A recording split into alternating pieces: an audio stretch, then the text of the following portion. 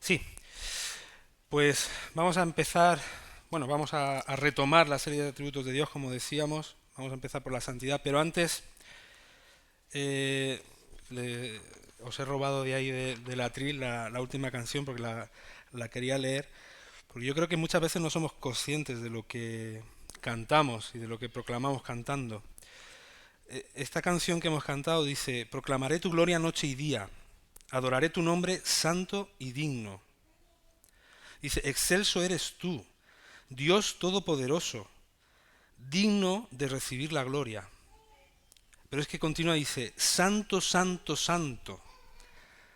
Esto es como, es el santo, santo, santo que aparece en Isaías 6 y que aparece también en Apocalipsis. Esto, cuando aparece esta triple repetición, es un énfasis. O sea, en la literatura hebrea esto era un énfasis muy importante. Cuando estaba diciendo santo, santo, santo, no, no era porque sí. O sea, lo que estaban diciendo es que el santo, santo, santo es el santísimo. Se está hablando de esa cualidad excelsa de Dios. Dice: santo, santo, santo, Dios todopoderoso. Santo, santo, santo, rindo mi corazón. Ante ti, Rey de Reyes, mi Señor. Y lo quería resaltar porque tiene mucho que ver con lo que vamos a hablar hoy, que es la santidad de Dios. Dice en Isaías 57, si queréis lo podéis buscar y si no, pues lo leemos directamente de aquí. Dice: porque así dice el alto y sublime, que vive para siempre. Ya hemos hablado de la inmutabilidad de Dios, ¿no? En otras sesiones. Cuyo nombre es santo. A quedaros con esto, su nombre es santo. Habito en lo alto y santo, y también con el contrito y humilde de espíritu, para vivificar el espíritu de los humildes y para vivificar el corazón de los contritos. Ya sabéis que yo leo de la versión de la Biblia de las Américas, por si lo tenéis un poquito diferente. Aquí en este texto vamos a vemos las dos dimensiones de lo que vamos a estar hablando hoy. ¿Vale? Porque dice que, cuyo nombre es santo, dice: pero habito en lo alto y santo. Es Dios diciendo: yo habito en lo alto y santo. Y esta idea es muy importante, porque nosotros no habitamos en lo alto y santo, pero Dios sí habita en lo alto y santo. Y luego también dice que habita y también, es decir, también habita con el contrito y humilde de espíritu. Nosotros ya sabemos quién es el contrito y humilde de espíritu, ¿no? Nosotros somos esos, para vivificar el espíritu de los humildes y para vivificar el corazón de los contritos.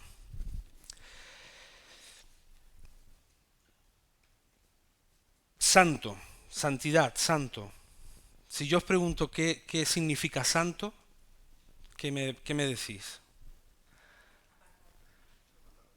Apartado. Hay como, encontramos normalmente dos significados, ¿no? Apartado, que es que ya lo sabéis, es que pureza, rectitud, pero como sabéis la teoría, pues ya me habéis fastidiado la gracia. No, es broma. Pero hay dos significados. Encontramos cuando hablamos de santidad o de santo, o bien hablamos de esa pureza moral, de esa rectitud, ¿no? De lo que se nos puede exigir, igual que cuando dice la palabra sed santo porque yo soy santo, pero también encontramos ese otro significado de apartado, ¿no? De separado, que tiene que ver con la palabra otro, diferente a lo demás, que es lo consagrado, ¿no? Lo separado. Entonces, cuando nosotros hablamos de, de santidad de Dios, estos son los cuatro temas que vamos a hablar. Santidad trascendente, actitud ambivalente ante la santidad trascendente de Dios, santificado sea tu nombre, sed santos como yo soy santos. Me vais a disculpar, las diapositivas de hoy no están tan elaboradas como en otras ocasiones, van a ser un poquito más como un pequeño guión, pero, pero bueno. Entonces, cuando hablamos de santidad trascendente,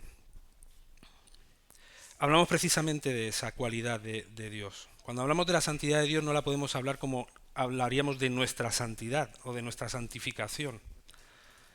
Cuando hablamos de la santidad de Dios es una santidad trascendente. Es que Dios es otro diferente a los demás. No hay nadie como Dios. Dios está en otra esfera, está apartado, está separado. Dios es Dios.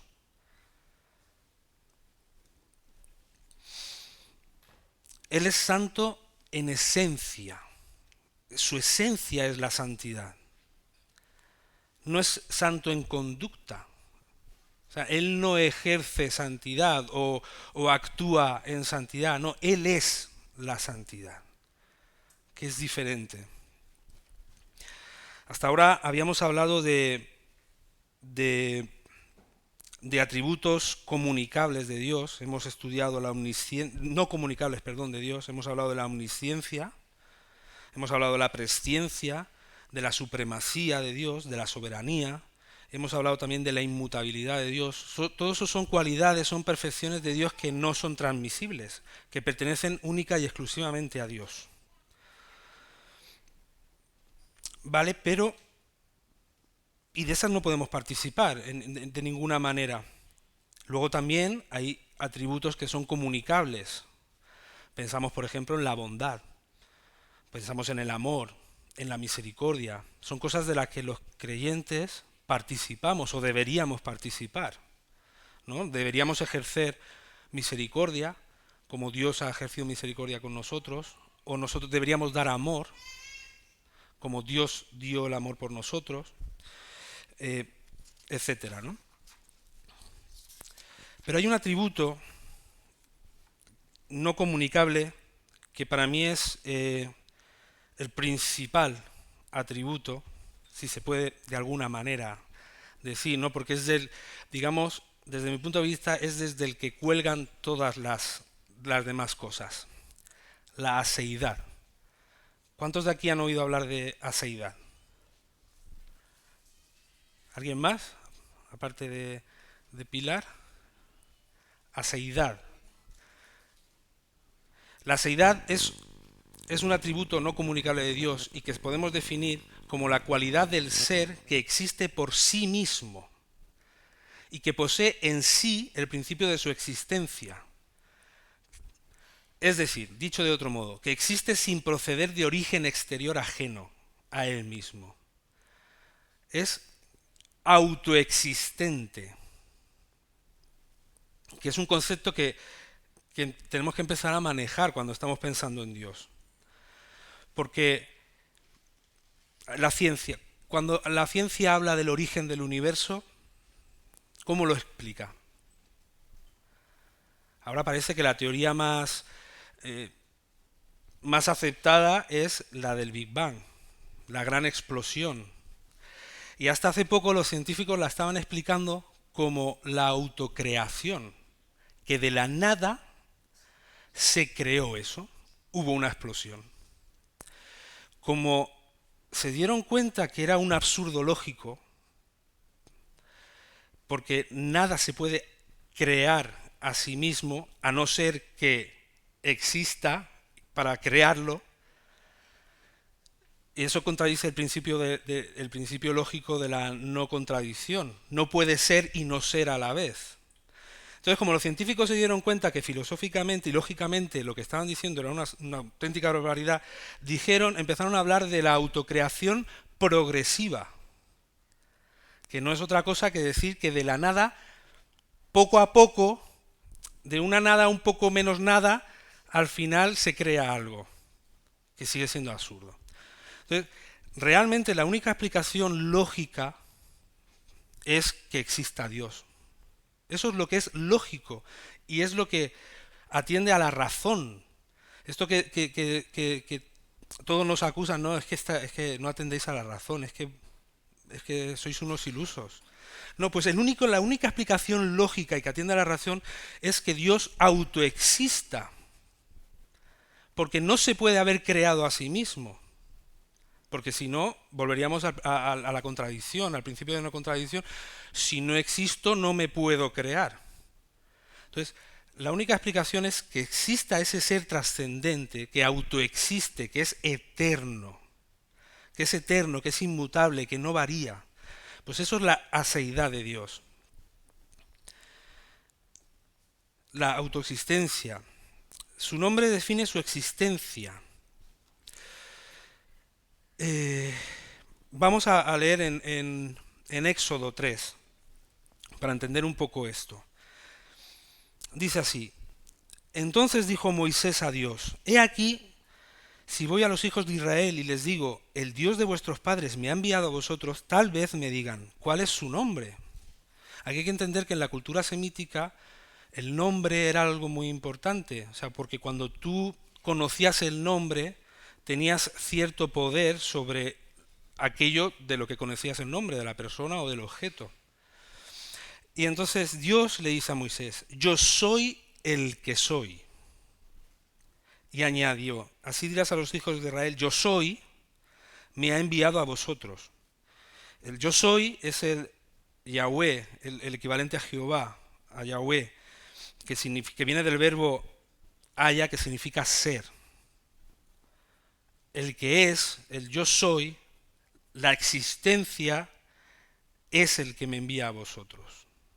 Entonces no le da un nombre a Moisés, porque lo que le está definiendo a Moisés es quién soy, la esencia de Dios. Yo te estoy diciendo que yo soy, que soy, simplemente soy, y soy desde el principio, soy desde la eternidad. No ha llegado a ser, no evoluciona, no cambia, es inmutable, no tiene variación. En última instancia significa que Dios es perfecto, que es santo, volviendo así a la definición descrita anteriormente como diferente de lo demás, apartado, separado, diferente a todo lo demás, sin punto de comparación.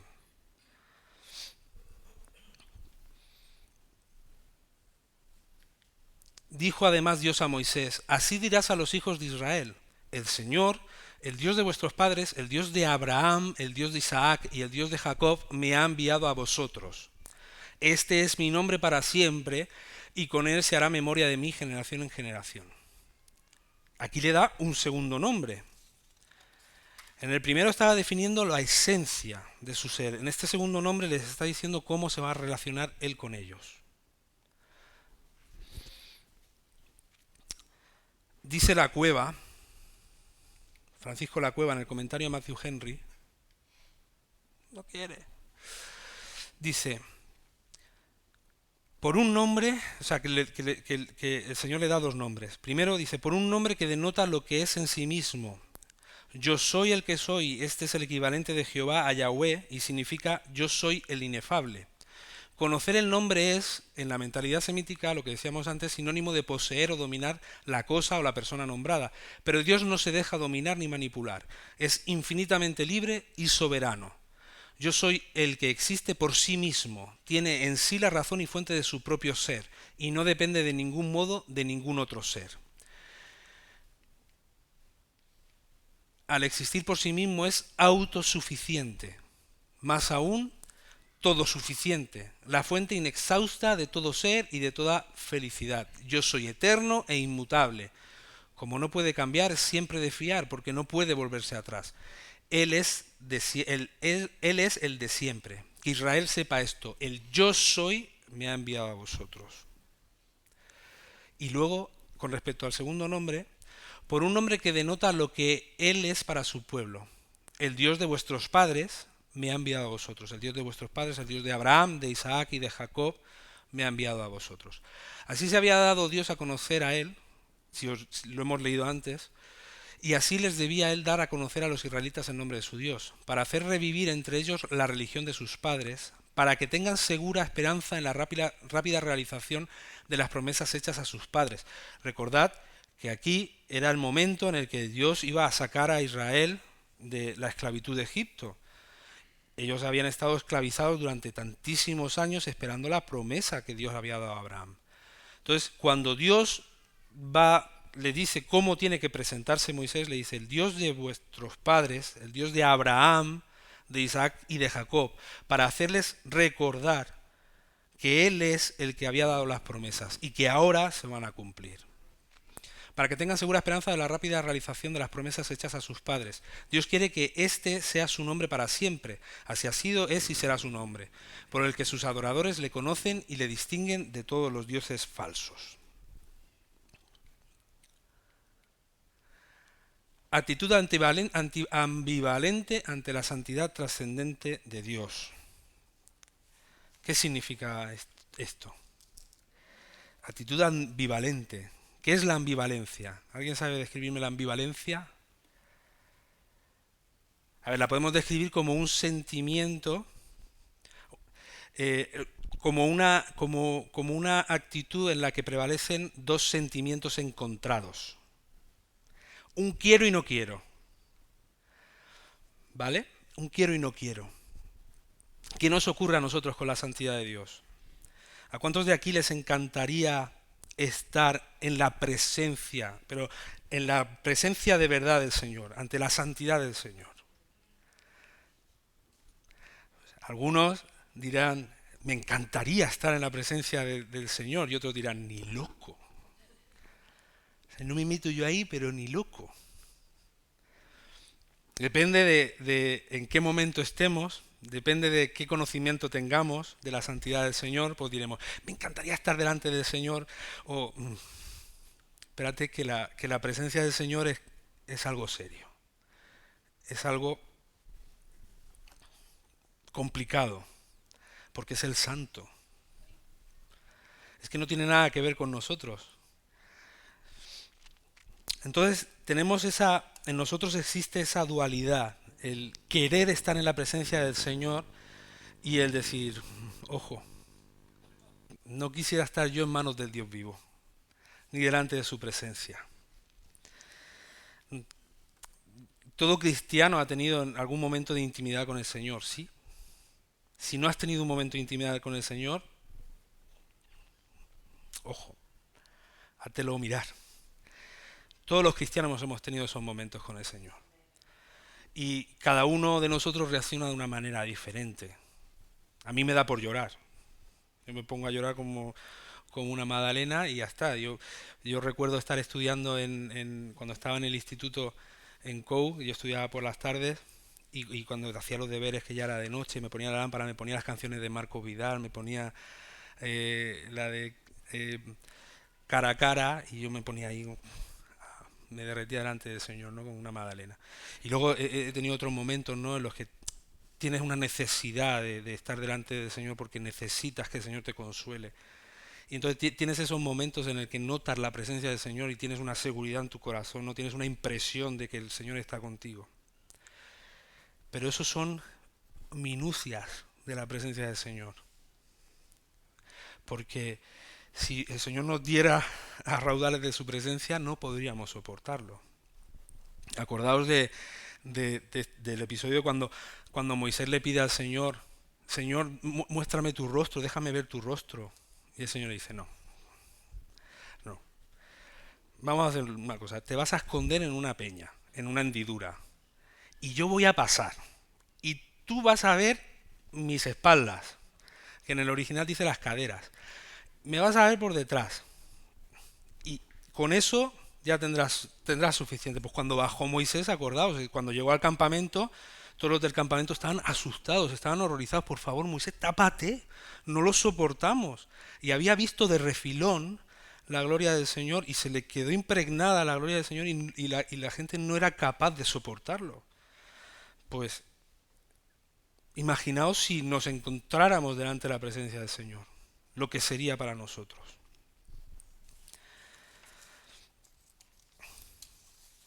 Hasta el cristiano más devoto, en realidad su vida es profana, por decirlo de alguna manera. ¿No? Dice la palabra que nuestras mejores obras son como trapos de inmundicia, ¿no? Pero esa es nuestra condición. Entonces hablamos de que nos apasiona. O sea, a mí me encantaría estar delante de la presencia del Señor, pero por otro lado me da un terror, me da terror. O sea, yo a veces le he pedido al Señor, Señor, o sea, muéstrame un poquito de tu santidad para no tener ya excusa, o sea, como para que la impresión sea tal que te tenga que obedecer de una manera sobrenatural, ¿no? En el sentido de si entráramos de verdad a la presencia del Señor, lo que produciría en nosotros sería algo terrible. Y yo me estaba acordando de la predicación de Felipe el otro día, ¿no? O sea, el Espíritu Santo, Dios en nosotros. Y no lo entendemos. Pero yo creo que es un poco también por la sabiduría del Señor, ¿no? Porque si supiéramos realmente lo que hay en nuestro interior, ¿no? El ser supremo, el santo, el omnipotente, el todopoderoso. Vamos a ver algunos ejemplos. Vamos a Isaías 6. Isaías 6, del 1 al 5. Esta es la visión en la que el Señor encomienda la tarea a Isaías. Dice, en el año de la muerte del rey Ucías, vi yo al Señor sentado sobre un trono alto y sublime, y la onda de su manto, y la orla de su manto, perdón, llenaba el templo. Por encima de él había serafines, cada uno tenía 6 alas, con 2 cubrían sus rostros, con 2 cubrían sus pies, y con 2 volaban. Dice R.C. Sproul que Dios cuando crea lo hace con economía de medios, no va a crear algo que no sirva para nada. Entonces cuando creó a los serafines y los creó con 6 alas, lo hizo por algo. Entonces si 2 las usan para volar, 2 las usan para taparse los pies en señal de humildad, las otras 2 que tapan el rostro, ¿por qué será? Porque están todo el día en la presencia del Señor, ministrando al Señor, son creados para estar sirviendo al Señor todo el tiempo y se tienen que tapar el rostro de la presencia del Señor. Dice, y el uno al otro daba voces diciendo, Santo, Santo, Santo es el Señor de los ejércitos, llena está toda la tierra de su gloria. Dice, y se estremecieron los cimientos de los umbrales a la voz del que clamaba, y la casa se llenó de humo. Entonces dije, ay de mí, porque perdido estoy, pues soy hombre de labios inmundos y en medio de un pueblo de labios inmundos habito, porque han visto mis ojos al Rey, el Señor de los ejércitos. Ay de mí, decía Isaías, ay de mí, que tengo labios inmundos. Y ahí ya sabemos lo que sucede, ¿no? Que uno de los serafines coge un tizón y le quema los labios para purificarle, y en ese dolor que tenía Isaías, porque yo creo que eso era un dolor físico real, el Señor le encomienda que va a hablar al pueblo. Otro de los ejemplos, Ezequiel, cuando el Señor llama a Ezequiel. Porfa, Marcos, si me puedes dar. Visión de Ezequiel. Y sobre el firmamento que estaba por encima de sus cabezas había algo semejante a un trono, de aspecto como de piedra de zafiro, y en lo que se asemejaba a un trono, sobre él, en lo más alto, había una figura con apariencia de hombre. Entonces vi en lo que parecían sus lomos y hacia arriba algo como metal refulgente que lucía como fuego dentro de ella en derredor. Dentro de ella en derredor. Es que yo creo que Ezequiel no sabía ni cómo explicarlo, ¿no? Lo que estaba viendo. Y en lo que parecían sus lomos y hacia abajo vi algo como fuego y había un resplandor a su alrededor. Como el aspecto del arco iris que aparece en las nubes en un día lluvioso, así era el aspecto del resplandor en derredor. Tal era el aspecto de la semejanza de la gloria del Señor. Cuando lo vi, caí rostro en tierra, y oí una voz que hablaba, y me dijo, Hijo de hombre, ponte en pie para que yo te hable. Y el Espíritu entró en mí mientras me hablaba, y me puso en pie, y oí al que me hablaba. En la visión de la gloria, Ezequiel cayó rostro en tierra, y fue el Espíritu el que lo levantó. Pero vamos un poquito más allá. La visión de Daniel, que a mí esta me parece, esta y la visión de Juan que veremos después, me parece que son muy significativas con respecto a qué nos puede suceder a nosotros en la presencia del Señor, ¿no? Ante su santidad. Alcé los ojos y miré, y he aquí había un hombre vestido de lino, cuya cintura estaba ceñida con un cinturón de oro puro de Eufaz. Su cuerpo era como de berilo, su rostro tenía la apariencia de un relámpago, sus ojos eran como antorchas de fuego, sus brazos y pies como el brillo del bronce bruñido, y el sonido de sus palabras como el estruendo de una multitud. Y solo yo, Daniel, vi la visión. Los hombres que estaban conmigo no vieron la visión, pero un gran terror cayó sobre ellos, y huyeron a esconderse. Ni siquiera viendo la visión, o sea, no lo necesitaron. O sea, cuando llegó la visión a Daniel, los que habían alrededor sintieron terror. Era una visión de la presencia del Señor, ¿eh? Pero sintieron terror. Me quedé solo viendo esta gran visión. No me quedaron fuerzas. Y mi rostro se demudó, desfigurándose, sin retener yo fuerza alguna. O sea, estaba moribundo. Pero oí el sonido de sus palabras y al oír el sonido de sus palabras caí en un sueño profundo sobre mi rostro, con mi rostro en tierra. O sea, se desmayó. De la impresión, de la potencia de la visión, de la gloria que estaba viendo, dice que se desfiguró, que perdió el color y se desmayó. Perdió todas las fuerzas. Las últimas fuerzas que tuvo eran para escuchar esas palabras y pum, y se desmayó.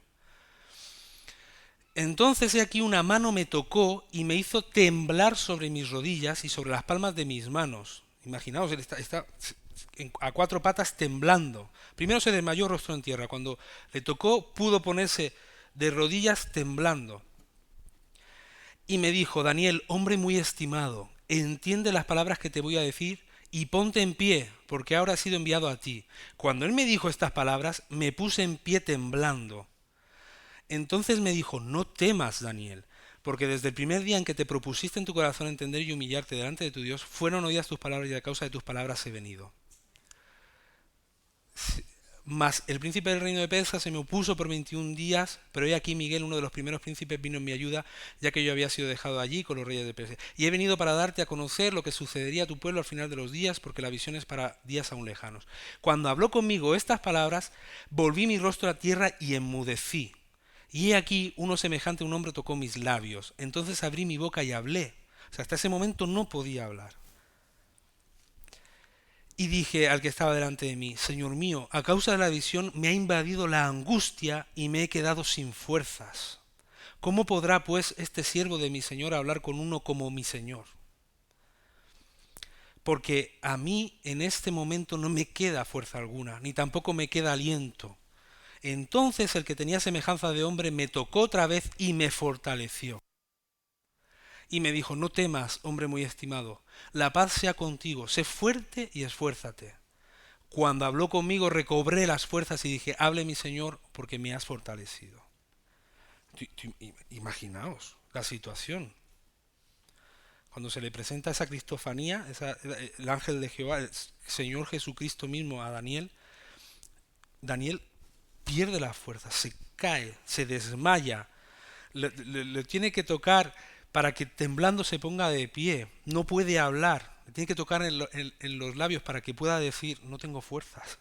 Entonces lo tiene que tocar otra vez y fortalecerlo. Y entonces es cuando va a recibir la palabra para los últimos tiempos de su pueblo. Pero es tremendo.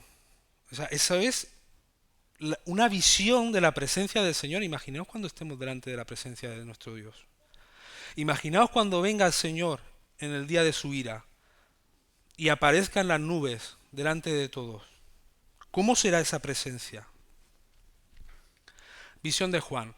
Y me volví para ver quién era la voz, esto está en Apocalipsis, que hablaba conmigo, y al volverme vi 7 candelabros de oro, y en medio de los candelabros vi a uno semejante al Hijo del Hombre, vestido con una túnica que le llegaba hasta los pies y ceñido por el pecho con un cinto de oro. Su cabeza y sus cabellos eran blancos como la blanca lana, como la nieve. Sus ojos eran como llama de fuego, sus pies semejantes al bronce bruñido, cuando se le ha hecho refulgir en el horno, y su voz como el ruido de muchas aguas. Fijaos la semejanza, ¿no? Entre la visión de Daniel y la visión de Juan. Incluso también semejanza con la de Ezequiel. En su mano derecha tenía 7 estrellas y de su boca salía una aguda espada de 2 filos. Su rostro era como el sol cuando brilla con toda su fuerza. Cuando le vi, caí como muerto a sus pies. Y él puso su mano derecha sobre mí diciendo, no temas, yo soy el primero y el último, y el que vive y estuve muerto, y aquí estoy vivo por los siglos de los siglos, y tengo las llaves de la muerte y del Hades.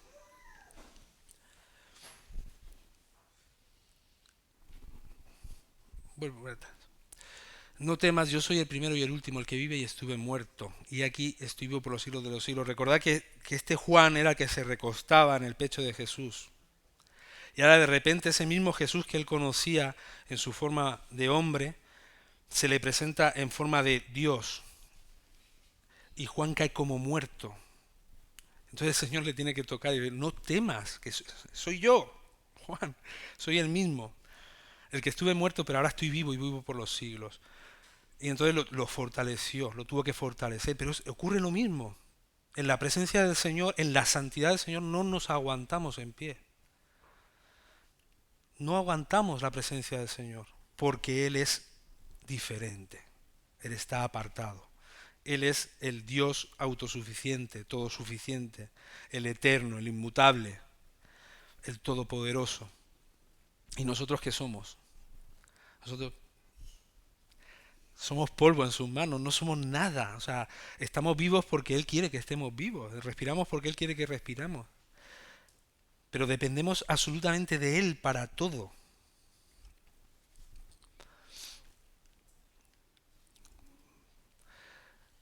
Santificado sea tu nombre.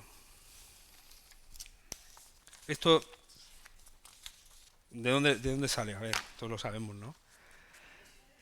El Padre Nuestro, ¿no? Vale. Vamos a hablar ahora de la demanda de la santidad sobre nosotros. Hasta ahora hemos visto, hemos descrito la santidad, esa santidad trascendente, hemos visto cómo reaccionamos nosotros, nuestra humanidad que no soporta la santidad de Dios, pero ahora vamos a ver qué es lo que nos demanda a nosotros la santidad. Santificado sea tu nombre.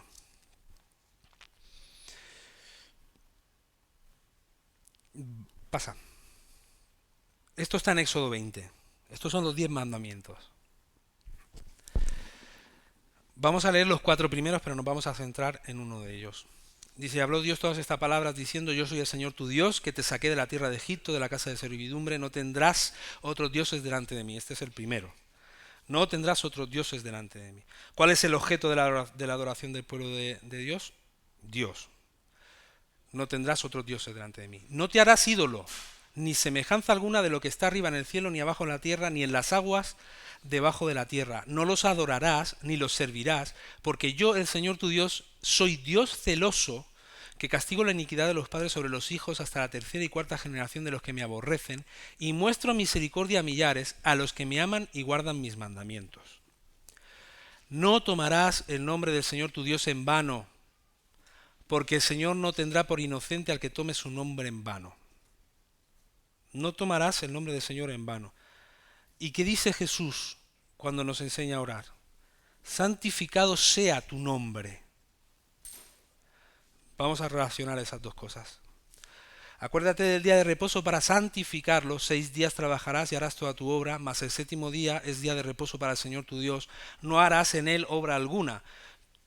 Tú, ni tu hijo, ni tu hija, ni tu siervo, ni tu sierva, ni tu ganado, ni el extranjero que está contigo, porque en 6 días hizo el Señor los cielos y la tierra, el mar y todo lo que en ellos hay, y reposó en el séptimo día. Por tanto, el Señor bendijo el día de reposo y lo santificó. Estos 4 primeros mandamientos son cómo Dios quiere que nosotros nos relacionemos con Él. Los otros 6 de la segunda tabla son la relación entre iguales. No matarás, no codiciarás, son entre iguales, la relación entre los iguales en el pueblo. Pero los 4 primeros son la relación que nosotros tenemos con el Santísimo. Y es sorprendente, ¿no? Que digamos que en la primera constitución, en las primeras leyes que Dios le da a su pueblo, las 4 primeras las gasta en eso. Una de ellas gasta una de sus primeras leyes en no tomarás el nombre del Señor tu Dios en vano, porque el Señor no tendrá por inocente al que tome su nombre en vano. O sea, para Dios es muy importante, no tomes mi nombre en vano. ¿Y qué significa que no tomemos su nombre en vano? Vamos a leer lo que dice la Cueva al respecto. Dice la Cueva, hay primero una tajante prohibición, no tomarás el nombre de Jehová tu Dios en vano. Tomamos el nombre de Dios en vano, por hipocresía, cuando hacemos profesión del nombre de Dios, pero no vivimos de acuerdo con tal profesión. Aquí quiero decir, ¿los 10 mandamientos están en vigor o no?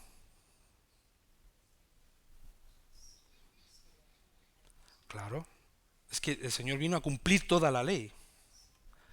Están en vigor. Otra cosa es que en nuestra incapacidad de cumplirlos, la misericordia de Dios enviara a su Hijo Jesús y Él las cumpliera por nosotros. Pero siguen en vigor. O sea, esto es una demanda de Dios hacia nosotros. Que no tomemos el nombre del Señor en vano. Vale. Por hipocresía, cuando hacemos profesión del nombre de Dios, pero no vivimos de acuerdo con tal profesión, quienes se refieren al nombre de Cristo, pero no se apartan de la iniquidad, están tomando su nombre en vano. B, por quebrantar su pacto. Si hacemos promesas a Dios, ligando nuestras almas con promesas de cosas buenas y hacederas, pero no cumplimos a Dios nuestros votos, tomamos su nombre en vano. C, por negligencia, usando el nombre de Dios como un tópico o muletilla, sin objeto ninguno o con mala intención. D, por falso juramento. Una parte del respeto religioso que los judíos debían tener hacia su Dios era jurar por su nombre, pero le afrentaban en vez de honrarle si invocaban su nombre como testigo de una mentira.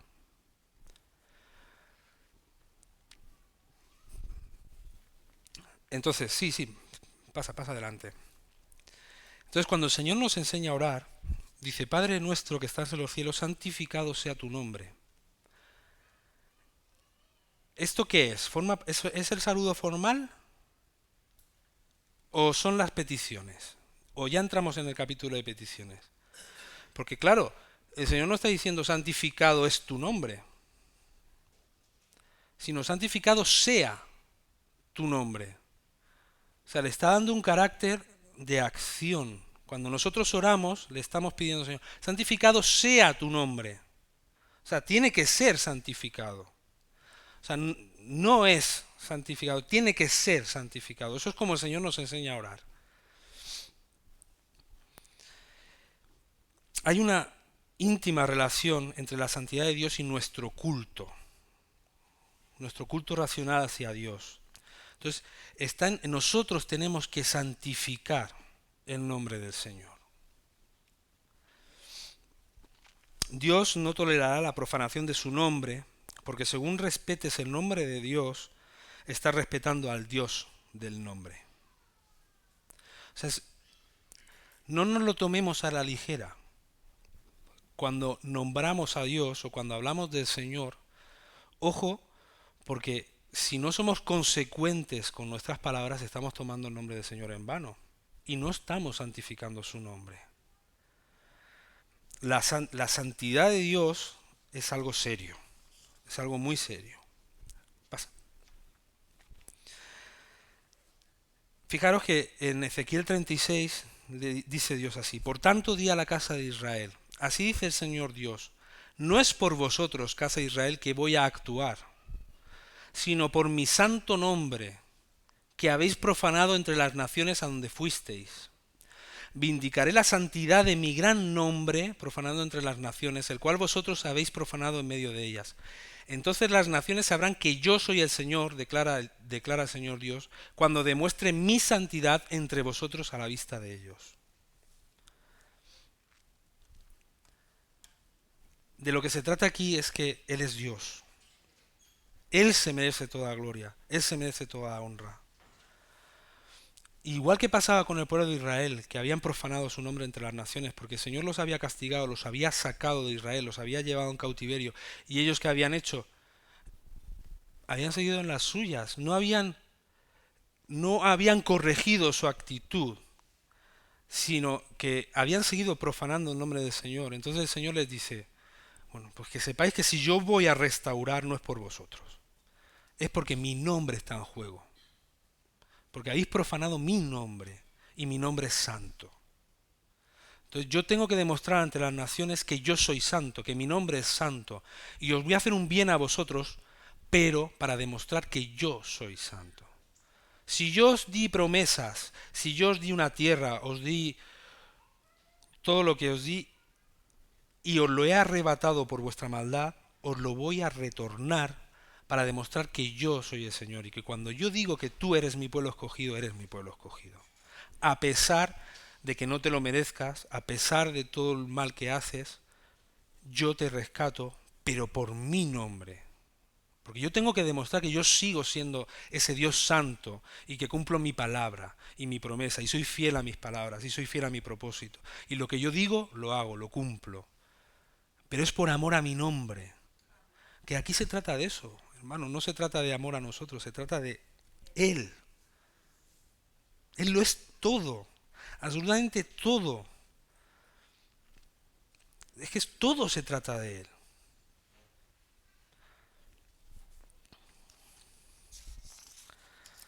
Nosotros somos su iglesia, somos su cuerpo. Tenemos la obligación de santificar su nombre todo el tiempo. Por eso el Señor nos enseña a orar y lo primero que dice es santificado sea tu nombre. Eso es lo primero que dice. Tenemos que trabajar porque su nombre sea santificado con nuestra actitud diaria, con nuestro caminar. Sed santos como yo soy santo. Claro, aquí nos metemos en un lío porque estamos empezando a entender un poquito qué es la santidad del Señor, lo que significa la santidad de Dios. Y Dios nos dice, sed santos como yo soy santo. Entonces Dios nos mete en un lío, nos mete en un compromiso. ¿Cómo nosotros vamos a ser santos como Él es santo? No tenemos capacidad, no podemos. Cuando el Señor vio que Él se acercaba para mirar, esto es cuando Moisés se encuentra con la zarza ardiente, Dios lo llamó de en medio de la zarza y dijo, Moisés, Moisés, y él respondió, heme aquí. Entonces él dijo, no te acerques aquí, quítate las sandalias de los pies, porque el lugar donde estás parado es tierra santa. Ahora yo me pregunto, ¿qué es lo que hacía que esa tierra fuera santa? Esa tierra, ¿por qué era diferente a la tierra que había alrededor? Porque estaba la presencia del Señor, no tengáis miedo, hermano, que no como. Porque estaba la presencia del Señor. Era la santidad del Señor, era la gloria del Señor, la presencia del Señor la que hacía que esa tierra fuera santa. Eso es lo que hace la diferencia. Que Dios esté o no esté en el asunto, que lo hace santo. Digamos que el ser inefable, Dios le estaba marcando ya a Moisés desde el principio cómo tú te vas a relacionar conmigo. Yo soy santo. A partir de ahora, tú te vas a relacionar conmigo conforme a mi santidad. Entonces, si yo te digo quítate las sandalias porque el lugar es santo, te quitas las sandalias. Porque es como yo me voy a relacionar contigo, conforme a mi santidad. Y eso lo vemos después en todos los mandamientos, en cómo se tenía que generar el tabernáculo, cómo todo Dios lo hacía y lo consagraba para el servicio del tabernáculo y después del templo, conforme a su santidad. Y las cosas tenían que hacerse exactamente como Dios decía para que fueran consagradas y entonces pudieran servir para el Señor. Aplicación práctica. Si queremos relacionarnos con Dios, lo tenemos que hacer conforme a su santidad. ¿Y cómo nos hacemos nosotros santos o cómo nos consagramos nosotros? Pues ahí entra la misericordia del Señor, ¿no? La gracia del Señor. Yo tengo apuntado aquí, la santidad de Dios nos hace incompatibles con su presencia. No podemos estar en la presencia del Señor por nosotros mismos, no podemos. Caeríamos fulminados. Acordaos del pobre Uza. Están todos alegres, contentos, llevando el arca de nuevo a la tierra de Israel, y de repente los bueyes pasan por unos baches, el arca se tambalea, se va a caer a tierra y este hombre la intenta sujetar y cae fulminado al instante. Hay una íntima relación entre santidad y justicia.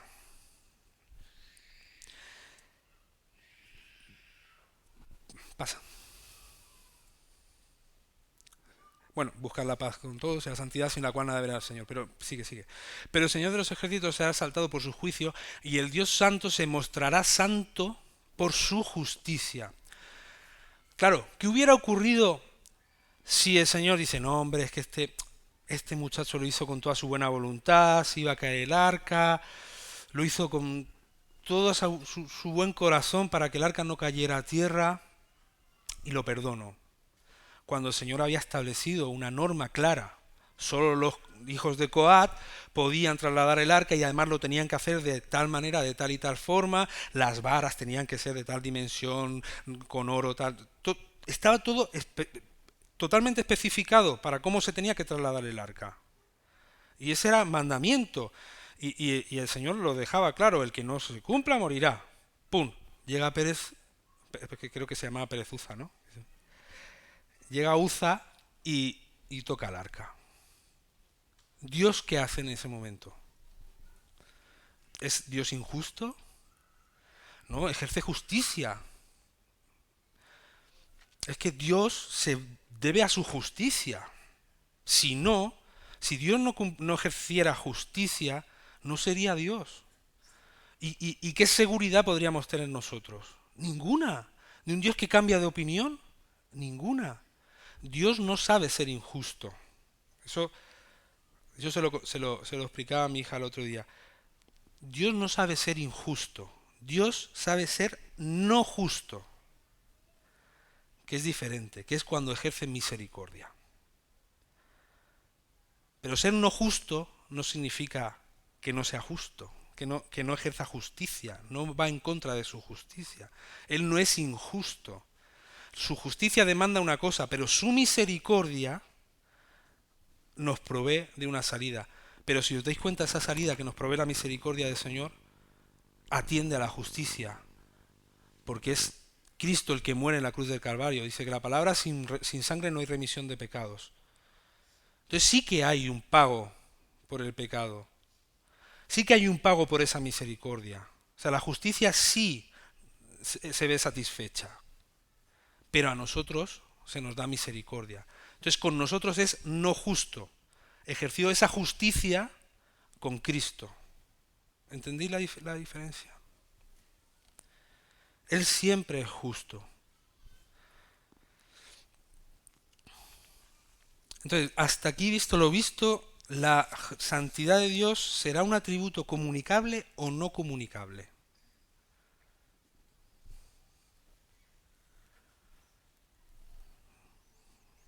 ¿Qué pensáis? Hasta ahora no, ¿verdad? Hasta ahora no. De hecho, yo creo que su santidad, la que hemos definido como santidad trascendente, no es comunicable. No, porque nosotros no podemos disfrutar o no podemos ejercer esa santidad o no podemos porque esa santidad es eterna, es perfecta. Entonces, lo que sí podemos es intentar acercarnos a la santidad del Señor. Lo que comúnmente llamamos el proceso de santificación del creyente, ¿no? A través de la gracia del Señor. Eso es lo que nosotros podemos hacer. Cuando dice sed santos como yo soy santo, ¿qué es lo que nos está demandando? Todo lo que esté en nuestra mano hacer. El Señor sabe que nosotros no podemos ser santos como Él es santo, pero sí nos va a demandar que hagamos todo lo que esté en nuestra mano hacer. Dice en Primera de Pedro, y yo creo que con este texto lo vamos a entender, por tanto, ceñid vuestro entendimiento para la acción. Ceñid vuestro entendimiento para la acción, o sea, está entrenados, vuestra mente tiene que estar entrenada en actuar de esta manera. Sed sobrios en espíritu, poned vuestra esperanza completamente en la gracia que se os traerá en la revelación de Jesucristo. Como hijos obedientes, no os conforméis a los deseos que antes teníais en vuestra ignorancia, sino que, así como aquel que os llamó es santo, así también sed vosotros santos en toda vuestra manera de vivir. ¿Vale? Porque escrito está, sed santos porque yo soy santo. Y si invocáis como Padre a aquel que imparcialmente juzga según la obra de cada uno, aquel que imparcialmente juzga según la obra de cada uno, porque Dios es juez y es justo, conducíos en temor durante el tiempo de vuestra peregrinación. O sea, lo que Pedro está diciendo aquí es, oye, que si invocáis a Dios, que es lo que hablábamos antes de santificar su nombre, de no tratar su nombre en vano, de no usar su nombre en vano, Si invocáis como Padre a aquel que imparte justicia según la obra de cada uno, oye, conducíos como Él les está demandando, con total temor, durante el tiempo de esta peregrinación, sabiendo que no fuisteis redimidos de vuestra vana manera de vivir heredada de vuestros padres, con cosas perecederas como oro o plata, sino con sangre preciosa, como de un cordero sin tacha y sin mancha, la sangre de Cristo. Porque Él estaba preparado desde antes de la fundación del mundo, pero se ha manifestado en estos últimos tiempos por amor a vosotros, que por medio de Él sois creyentes en Dios, que le resucitó de entre los muertos y le dio gloria, de manera que vuestra fe y esperanza sean en Dios. Si invocáis a Dios, os tenéis que conducir de una manera santa, con un temor reverente, que toda vuestra actitud vital sea servir al Señor y honrar al Señor en santidad. Porque, oye, que el precio fue muy alto, eso es lo que está diciendo Pedro. O sea, que no fuisteis comprados por cualquier cosa. O sea, que aquí se entregó al Hijo de Dios, que murió en la cruz por ti y por mí. Y esto demanda de ti temor del Señor. Demanda una actitud de rectitud moral delante del Señor. Todo lo que esté en nuestra mano hacer, hagámoslo bien. Caminemos en obediencia al Señor. Sed santos, porque yo soy santo. Amén. Vamos a orar. Señor, te damos gracias, Señor, por tu palabra, Dios mío. Te damos gracias, Señor, porque de alguna manera podemos empezar a entender un poquito quién eres, Señor. Con quién estamos tratando, Señor. Con el Dios santo, con el Dios eterno, inmutable, el todopoderoso, el que no cambia, el que es perfecto, el que es justo, el que demanda justicia y santidad.